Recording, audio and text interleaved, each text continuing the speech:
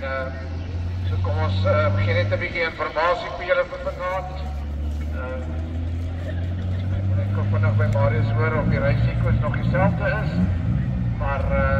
die klasse wat gaan meedoen vanaand is natuurlik die 1600 saloon klas, die VH Prince, Ninja Rods, Minis en 3-wheel drives, hulle ry saam in een klas, en dit ook die heavy metal, onder die crashcars, 2.1 en hot rods, hulle ry saam, en dit ook die 60 Modify, die groot trekpleister vir vanaand, met een goeie getal voertuie, 13 van hulle vir vanaand, is die V8 American Saloon, en ons wil ook dan natuurlijk ons welkom aan die man gesloten,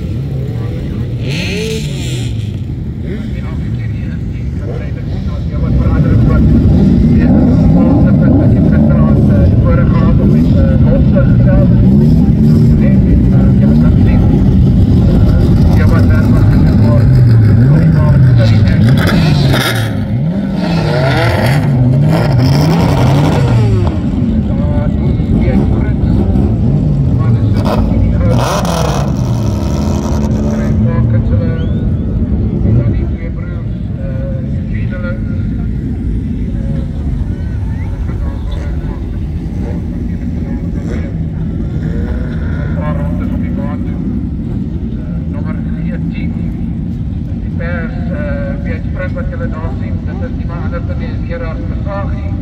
alleen is nog